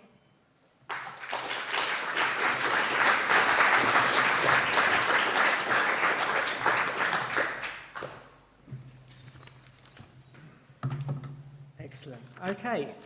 I'm going to ask the panel just to take a couple of minutes, maybe reflecting on what Rhiannon said, reflecting on this morning, and reflecting on your own thoughts about how you future-proof the transport network. Just to say a few words about how you feel we need to respond to this challenge. And Phil, perhaps I can start with you. Thank you. Yeah, I do love what you've been doing in Wales on the intergenerational work. There was an almost unnoticed turning point in about 1991. Since then, each successive generation of young people has used cars less than the previous generation of young people, and that experience seemed to stay with them as they grew older. What it meant is that young people are using cars less, and older people are where the traffic increase has come from. And we don't know if that's still true. The last few years have been obviously, well, you know the experience. But it does change the assumption about whether increased car use is an essential and inevitable procedure. My current project is preparing for the planning inquiry, which will dominate the coming year, on the Lower Thames Tunnel, the biggest road programme in the government's current policies. And it's based on the presumption of inexorable continued traffic growth. And I think my view is that we're confronted with 2 quite different futures. I mean, an infinite number of different futures, but there are 2 which are really important. One is the success of decarbonisation policy, and the other is the failure of decarbonisation policy. And we have to plan or know what we would do about both, how to cope with failure and how to ensure, as far as we can, success. Now, success will not depend on car dependence and traffic growth. If we're going to succeed, we have to move to planning for a reduction in the amount of traffic. Failure will also not be characterised by traffic growth because the devastating effects, physical and economic, will not provide the sort of general growth in quality of life and standard of living. So we've got to get used to planning for reduction in traffic under either of the 2 futures that confront us. One, we can do it, if we do it right, very pleasantly, and the other, very unpleasantly. That's all. Thanks. Thank you, Phil. Linda. Thanks, Mark. Well, I think Phil and I are representing the older varieties. So obviously there's a lot of discussion we could have across the panel on this subject. What impressed me so far is the consistency of what everybody has been saying. And I put some thoughts down before today on what I was going to say, which I think you'll recognise a lot of the same sort of subjects coming up. I think there are 3 key aspects that we need, that will be essential in terms of future-proofing transport. The first, I would say, is we need to change attitudes and behaviour. That's politicians, communities and the professions, so there is common ground as to what needs to be done so that we can, in fact, move very fast forward to the delivery of sustainable transport and sustainable communities. And we need to do it fast, given the changes that have already been taking place. I think that will require a lot more collaboration with communities, in a very detailed way, as well as with politicians, so that we can convince them of the necessity for these sort of change of behaviour and attitudes. A piece of work that I was involved in, partly paid for by the Transport Planning Society with the Royal College of Art, was actually looking at a more effective way to engage communities and to help them understand some of the issues that we're talking about. With due respect to many, they do not understand the need for this sort of change, and it's part of an education process to help them go through that learning and then look to prepare the vision that Nicola was talking about as to where we go forward. So that's the first thing. The second then is to move, so we design places and transport systems together that effectively reflect the needs of all generations and abilities. So we design, I think as been said by Rhiannon, we design for the extremes of age range and abilities. We don't design for the middle core. All aspects should be designed for whether they're young or old, 100 or 2, so that we actually, everybody then will benefit. And that should be part of the vision. Work is ongoing that I've been party to with Network Rail, who are trying to incorporate that in the way they work, which is an interesting piece of project that I've been involved in. How far that actually happens will be interesting to see.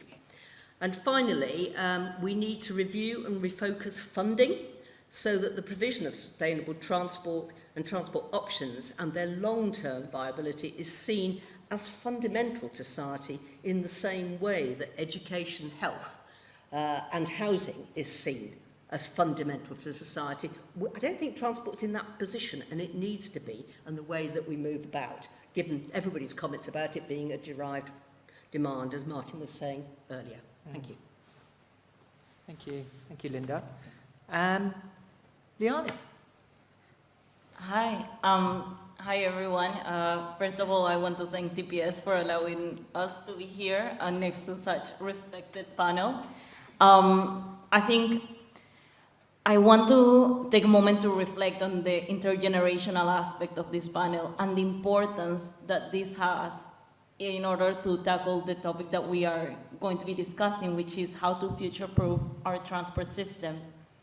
I think the pandemic and the economic cycles that we're going through, the political cycles that we're going through, all these very unpredictable events have shown us that there is no way that we can possibly imagine all the different future scenarios that will happen from here to 2050.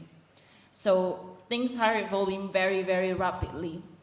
We are facing a very unexpected future, a very uncertain future that we cannot really fully plan for.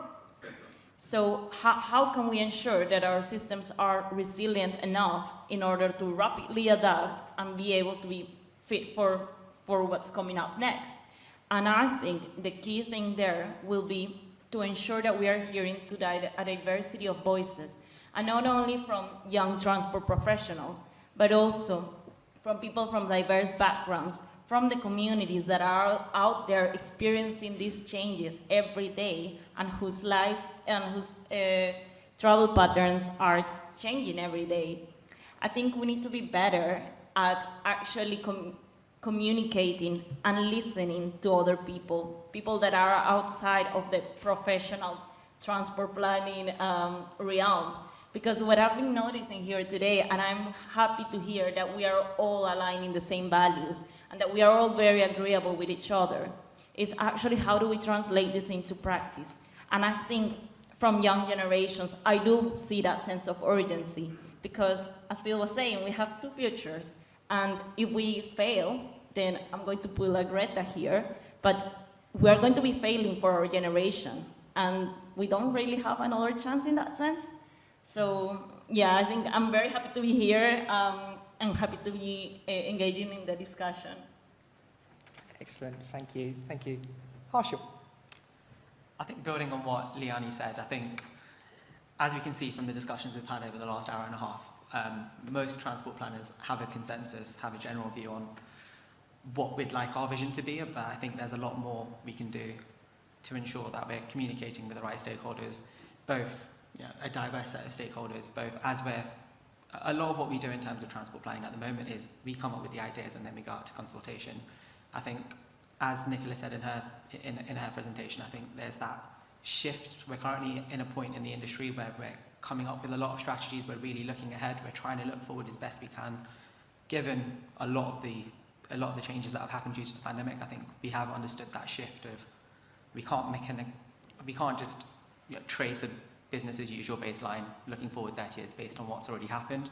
I think it's a great time to now act as we've got subnational transport bodies releasing their future strategies, as we've got things like rail reform going on. I think now's the time where we can really think about, well, we've got these visions, let's communicate those visions to everyone, get everyone on board. So then going forward, when we start delivering action plans, we've already got consensus from across the industry and from multiple stakeholders. Yeah, excellent. I should say, Liani, you're thanking us for letting you be on the panel. No, thank you. Thank you for joining us, because I think it's really important we get different views, and I think we've all been to transport conferences where we haven't had that, so it's great that you're here. And finally, Rosetta. Well, I want to also say thank you to the Transport Planning Society for having us, but not only to the Transport Planning Society, but for all of you here today in the audience in this room and online listening, because I think these discussions are only valuable if the right people are listening and actually going to use this to make change. So thank you all for being here and for listening to us. And I suppose my reflections are going to sound quite similar to what everyone else has been saying in some ways, in that future-proofing transport is so interconnected. All these issues that we're facing can't be just isolated in one box. But when we're discussing transport for the future, it has to be considered with how are we doing this in order to prevent climate change, and how are we doing this right now, not tomorrow, not in our 2050 plan, but how is every action that we take today going to make that future we really want to see?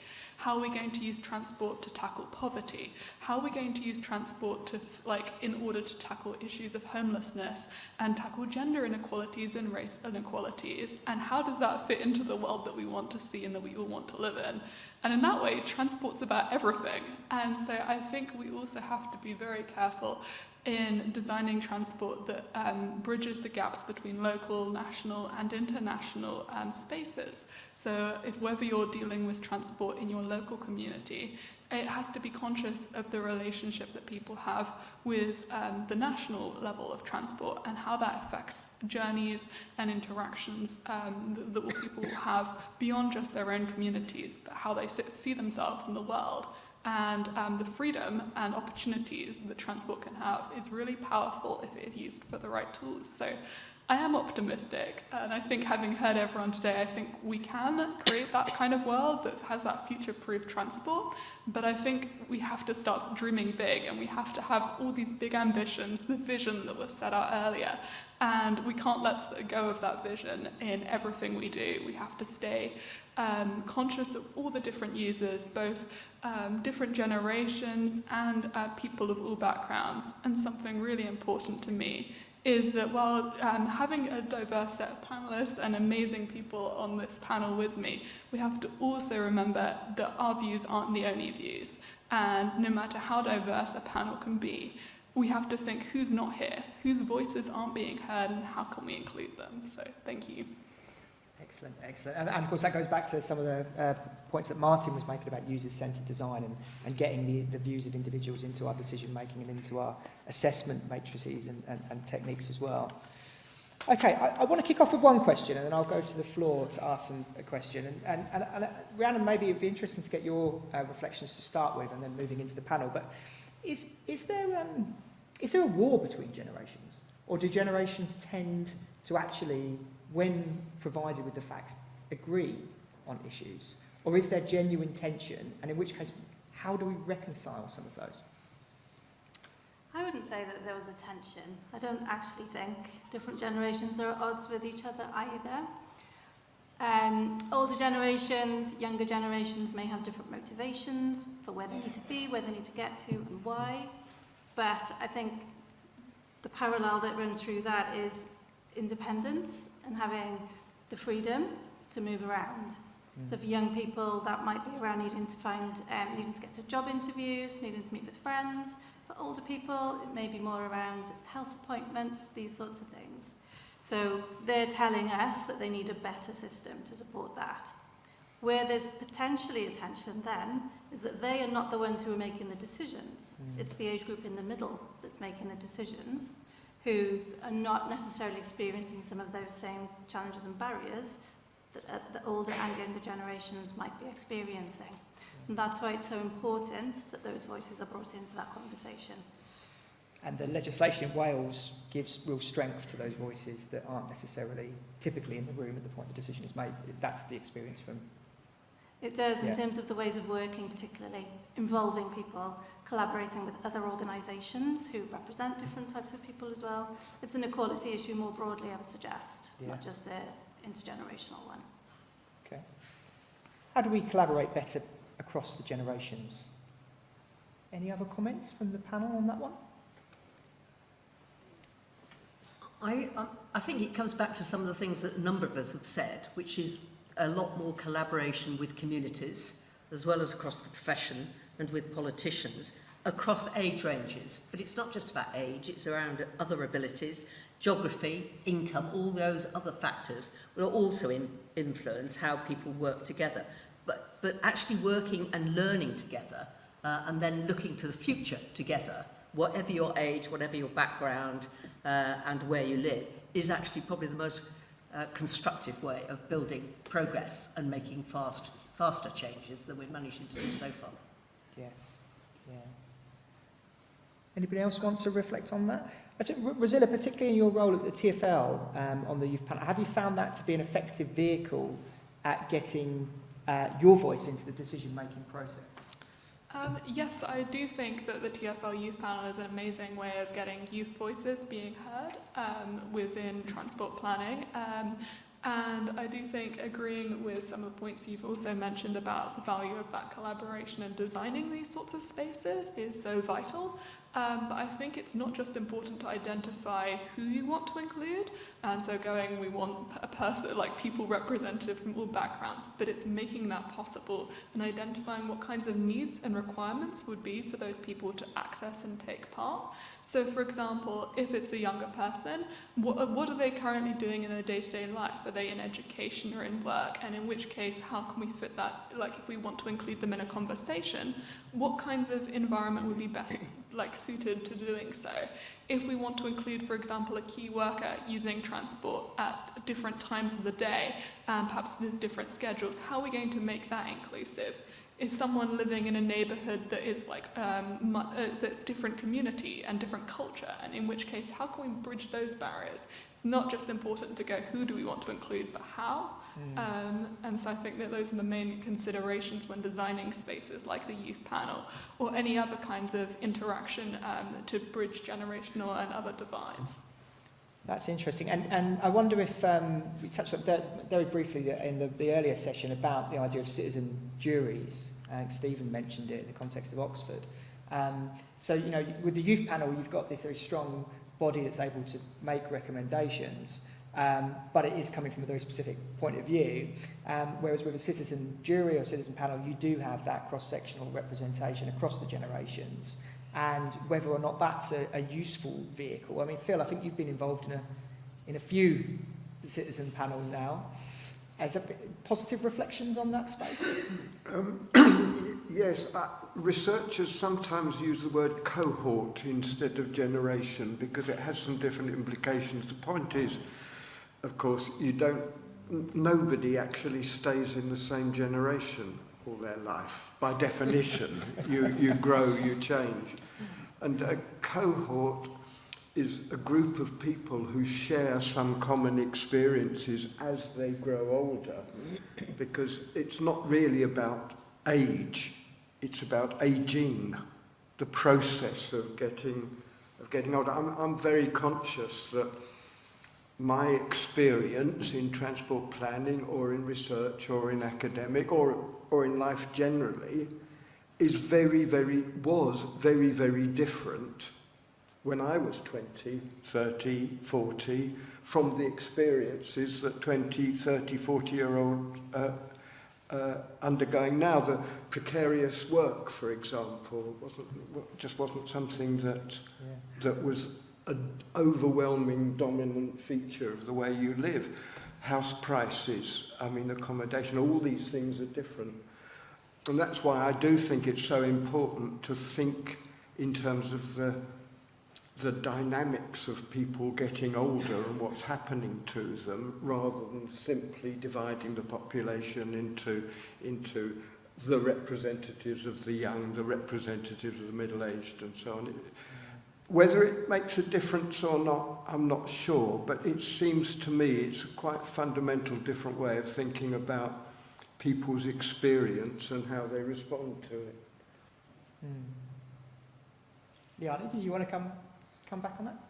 Yeah, absolutely. I really appreciate the noting the experience point, because just to give a quick anecdote, when I came to this country, one of the things that I tried was to get rid of my accent, because that was over 7 years ago, and after a while I gave up because I realized it didn't make a point.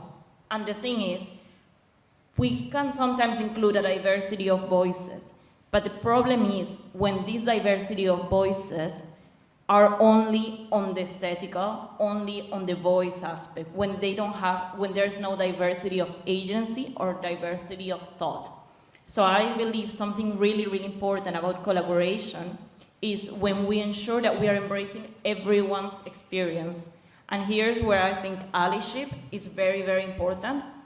I always say I work very well with Steve Bennett, but I would never try to replicate his specific level of experience. And I appreciate it a lot that he wouldn't try to replicate my level of lived experience as a young Latin American woman that has moved to London. But within this collaboration, we can bring very, very valuable things to the table, and we can have very, very interesting discussions about how we have seen that things work and have worked in our very specific context. And as well, as Rosella was saying, we're two people here. We cannot aim to replicate everyone's experience. So I ask you, for example, how many of you have gone and spoken with a 5-year-old about how they are using the transport system and what are their ambitions for the transport system? I know it's not part of our everyday jobs, but I think it is very important. And this is something, for example, that I've been seeing that people do, or transport planners do in Peru very often. I came here and I tried to do that. This was absolutely volunteer, like a volunteer piece of work, but it really, really gives you a very different perspective of what are those different needs. We were all 5 years once, but we are not anymore. And our experiences and this streetscape has changed a lot. So it's about staying updated to the evolving needs of society. Yeah, no, that's a really excellent point. And someone who's got a 5-year-old son, actually, that is my weekends, really, yeah. Yeah, look, I don't know why the Victoria line doesn't stop at Oval. I wasn't there at the time, but I'm sure there's a really good reason. Yeah, no, I completely say. Harsh, you were making the point about communication, and I think that really goes actually to that point about allyship. So, in your experience, have you seen some really good communication tools or techniques to be able to bring that diversity of thought into decision making? Is that something that you've experienced personally or you've seen work well? I think we're getting to a point where we're doing more of that. I think I recently read on examples of consulting with schools on their local active travel plans and going directly to source, asking children and their parents what their travel patterns are. So there is some examples of us doing more of that. I think also I can't remember which of the panelists before talked about the personas, but I think it is really difficult to obviously. Part of it is going to be generalising both young people, old people, different personas. I think having those conversations and understanding, what would their resistances be to change? What would their attitudes be if we do this? And I think thinking about it from that perspective is something we're starting to do in developing some of our future strategies. So that's. Yeah, I think that's a really valuable technique, being able to walk, you know, figuratively or in somebody else's shoes through that process. Yeah. Yeah, and I think previously perhaps we made more assumptions on what different personas did. I think there's opportunity to just go and ask them. Like, it's not one of those things that we don't need to assume it. We can actually have a reasonably broad, diverse group, and I think understanding that and building that into any decision-making process is something we can definitely do. Yeah, and I think it's actually interesting. We don't have the Future Generations Act in England or indeed anywhere other than Wales, but we do have equalities legislation, and that does require you to walk in people's shoes and be able to do it. And if you don't do that very well, you get judicially reviewed and hauled through the courts, and quite rightly so. And I think that's increasingly people are seeing that. Okay, thank you. Alex, any questions online before? Yes, go online first. Yeah, do you want to go online first? Yes, of course. So I've got one here from Lance Frog. He says, the general public, and particularly those working in industry and commerce, often regard transport planning as pie in the sky, i.e. out of touch with the practicalities of traffic demand. This is now heightened with emphasis on decarbonisation, which is doubted as a practical end. How can we fix this? How can we change this? How can we deal with this? So the question is are we out of touch as transport planners? And there's a particular view on that question, but there may well be other views that might also suggest we were out of touch. Are we out of touch? Liana, you suggested that maybe we were, in the sense that we agree with each other in the room, but maybe when we out there in the public, we don't necessarily agree.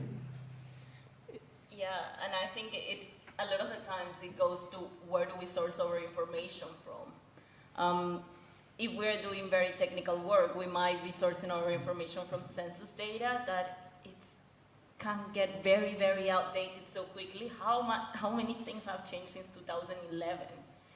I also think on other realms, like for example, more local schemes or things like that, we rely on councillors, assuming that they are the public, the full spectrum of the public, which is not always the case again, and that this is where I was trying to get to, in the sense of we need to be better at engaging with the public, just to make sure, well, not just to make sure, but in order to make sure that we are not assuming and we're not reaching to the solution, jumping to the solution without really understanding the underlying problem. An example that I would like to give it's when we think about improvements to the streetscape, thinking that that's going to make people be more active, walk, cycle more, or just, improve community cohesion, tackle the obesity crisis. And then we assume that better pavements, better footways are the only source to get there. I look in Peru, and I've been working in a few towns where they don't even have paved roads. And you can see children playing football on the street. They have an amazing level of community cohesion, of social capital being built. They are fighting the obesity crisis, they are becoming active, but again, there is no pavement on the roads. What's the key there? That there are no many cars going through, that they put bollards themselves to block trucks to go through at certain times of the day.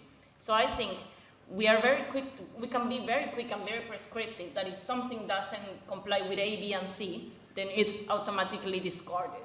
Whilst we need to ask people, okay, what would be the one thing that would make you tackle this problem, that would make you reach to these goals that we want to reach? It's not just one way of getting there. There can be many different ways, and that can be one of the ways in which we address all these things with funding, and when we assume that we will need to make huge, huge investments to get there, whilst there could be other more tactical ways to get there. That's interesting, and that was what Martin was saying actually this morning about horses for courses. Interestingly, with the Future Generations Commission, the M4 was one of the key schemes. Looking at that with a different mindset, it must have felt that transport planners were out of touch. Hence the reason why that scheme had got to where it got to. Yeah, I think so. And it's when you rely too much on outdated solutions, I think you can come across as seeming out of touch. And there's the counter-argument, I think, to being out of touch is actually listening. And yes, it involves consultation, engagement, involving people. That's only half the picture. If you're not actually responding to what people are telling you and they're not feeling heard, then you're still going to be out of touch with the solutions that you're putting forward, aren't you? And I think that's what's so important, is that process. You have to see it right through. And something like the M4 Relief Road, who is going to benefit from it? The actual benefit would have been 2.5 seconds per journey. Now, the detrimental impact would have been, you know, biodiversity loss, the poor air quality in the local communities around there. As I said, where 30% of homes don't even have access to a car. They would be the ones that would be hit with the detrimental impacts, while somebody else is benefiting from 2.5 second time saving on their journey. So, to me, yes, that's a great example of being out of touch. Yeah, that's a great point. Yeah, Phil, do you want to come back on that? Yes, I'm just thinking what a huge value judgment it is for a person to say you are out of touch with the public. Who on earth is the public, and who has the right to claim to speak on their behalf? You know, I'm thinking my granddaughter, who's 9, her school is close to a very busy trafficked street, and the kids and the parents, naturally enough, want to make that street into a school street with traffic restrictions. And the drivers who are going along it say, but this is out of touch with the public opinion. Not to mention the extra complication, to be realistic, that some of that traffic is parents who are driving their children to school at the same time as wanting traffic restriction.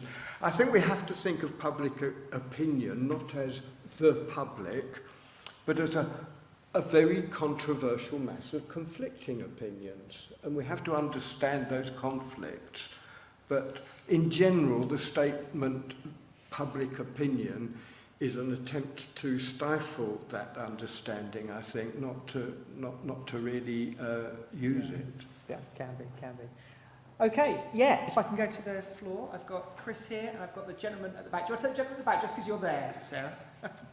Yeah, one group we haven't heard of today is working class people. The panel's entirely middle class. Working class people have to use the roads, builders, plumbers, people have to get to work, and especially the university professor and his opinions on the Lower Thames crossing. Has he ever seen the queue of people trying to get across the Dartford Bridge? I mean, would he close the Dartford Bridge because of the pollution that it causes? He should go and talk to some working class people living in Kent and see if they want to lower Thames crossing. Lovely, thank you. Statement that everybody is middle class. I'm not sure I necessarily agree with that, but would you like to respond to that, Phil? Or? Well, some people will want a new crossing and some people won't. It will be a very hotly controversial issue, as all road building is. And there are people of different classes on both sides of that argument. And that's just the reality of what we are. I think I would contest somebody who says the working class view is that we want this tunnel and the middle class view is that we don't. I don't think that's... I mean, it is a testable proposition. We could actually find out whether it's true, but I don't believe that it's true. We're going to have an argument about it, but obviously, okay, it's my fault. I raised the problem of one particular scheme, and it naturally gets an argument, and then we don't have the time in a discussion like this to really reconcile that. But do watch this planning inquiry, because I think it'll be an interesting one. It is interesting. The socio-economic argument is a reasonable one to make, though, and specifically it was raised earlier by Martin in respect to the social exclusion, in the sense that, you know, if the solution is a £40,000 EV, that isn't really a solution to the problem that we have. This socioeconomic piece is part of, and the socioeconomic duty actually is part of Future Generations Act. Is that right, Rhiannon? You have to consider the socioeconomic element before you take any decisions in Wales, in a way that I actually don't think is law in England.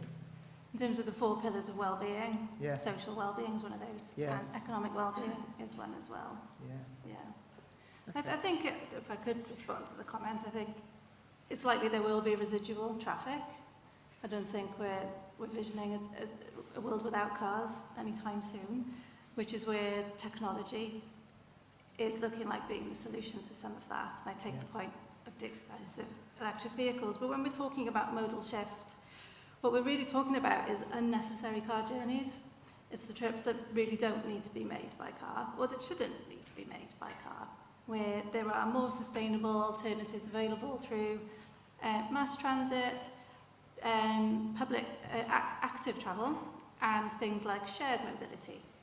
So looking at shared bikes, shared cars, that sort of thing. So we're looking at a whole range of solutions here, but I think the key point is to reduce this unstoppable increase in individual people driving around in cars, which we just do not have the capacity for.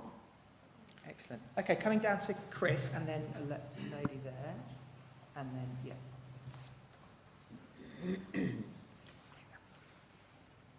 Thank you. I'm raising the issue and getting a bit worried about localism.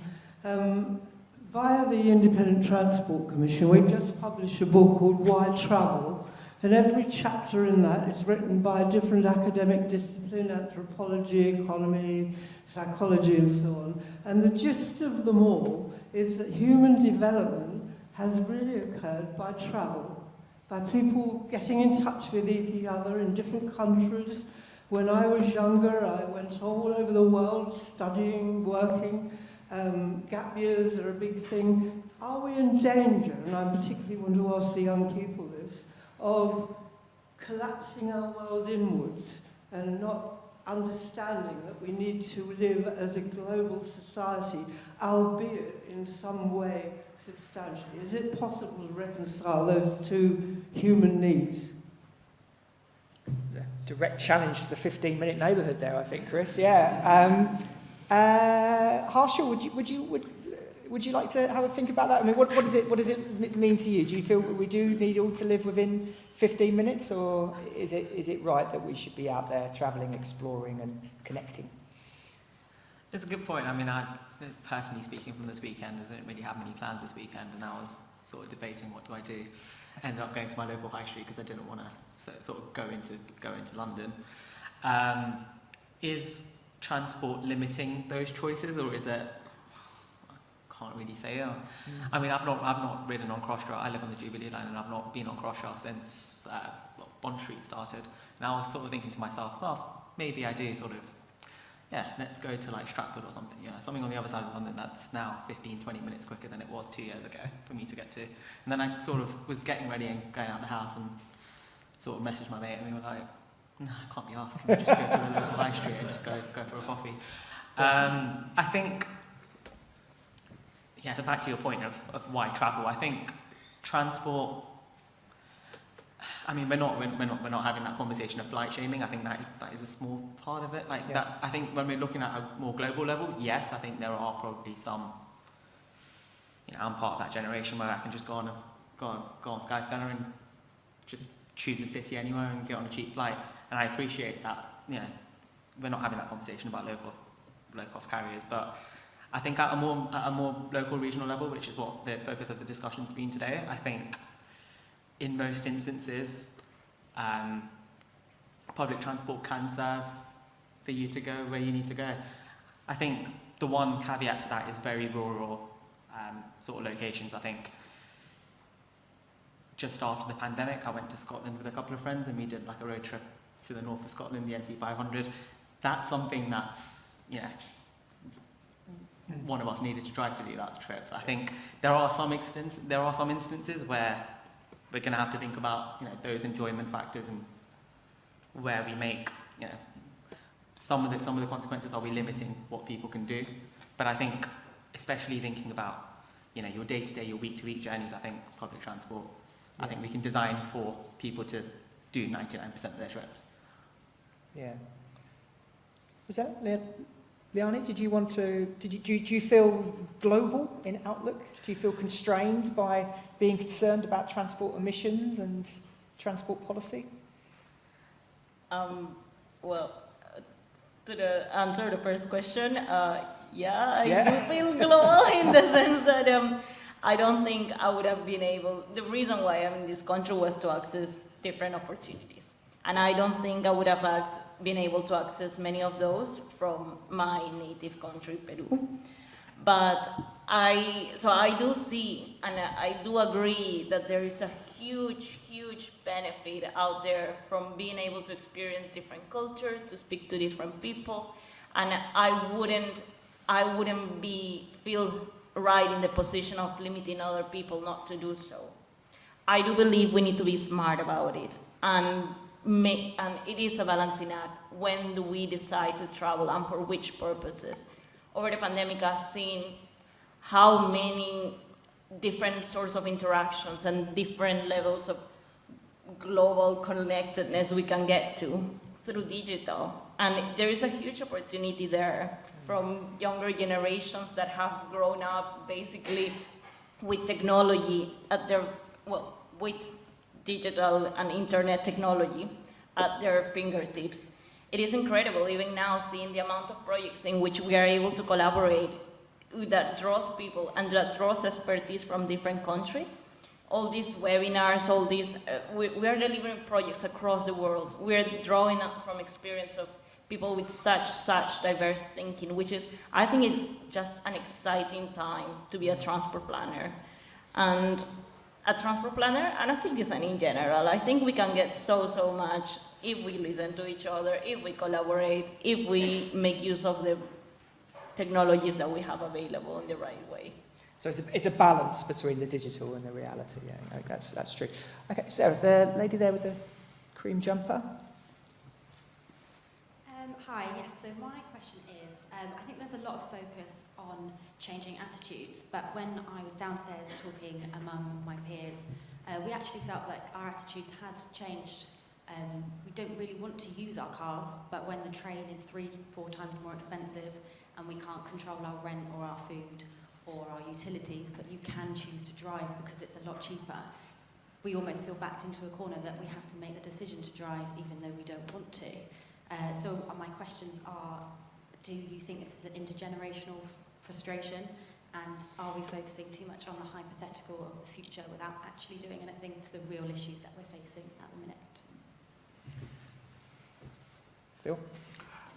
I think that the problem is that the wonderful opportunities of movement and travel, especially international travel, which have been enormous benefits, which I know I have taken up in earlier stages of my life far more than any sort of fair share that I could possibly justify.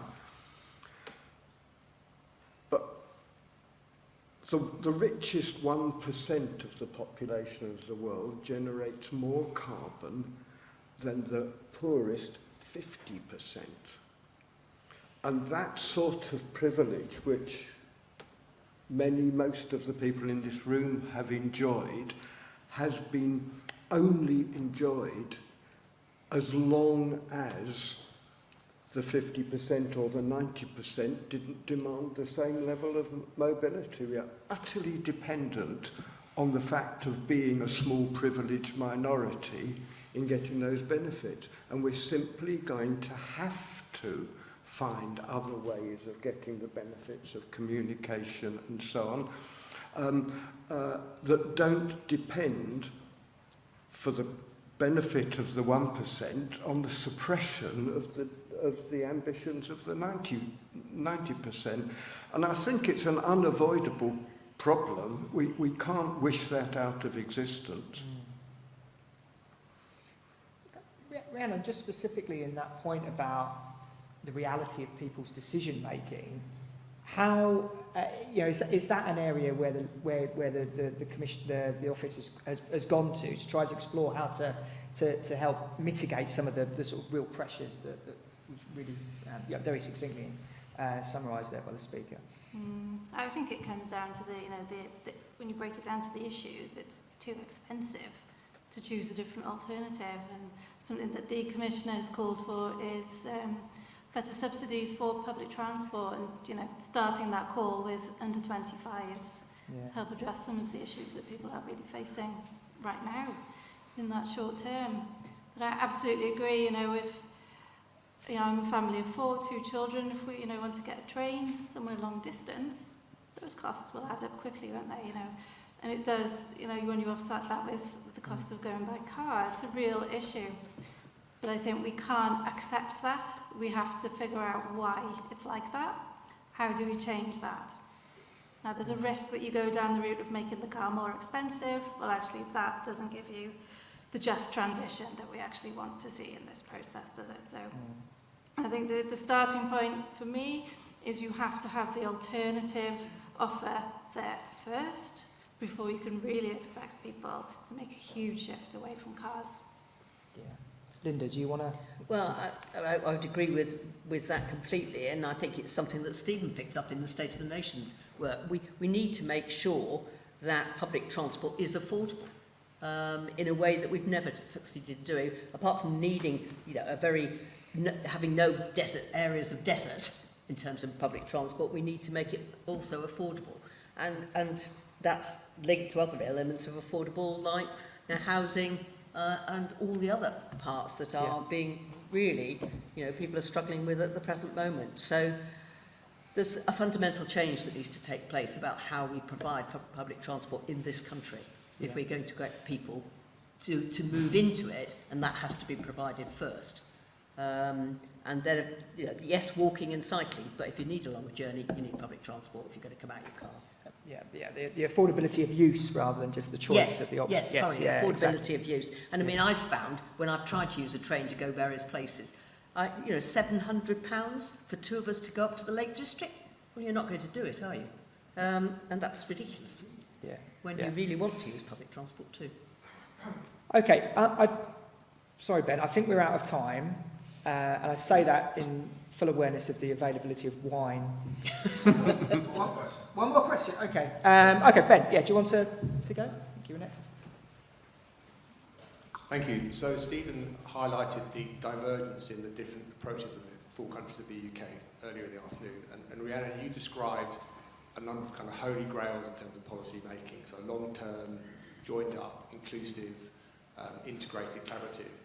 What is it about Wales, legally, politically, culturally, institutionally, that's got you to that place, and to what extent are those sort of preconditions reproducible in other parts of the UK? And it's intriguing to me that there is that approach, and I'm just very curious on how you could reproduce those set of circumstances in the UK generally, as well as in other parts of the UK. Thank you for that question.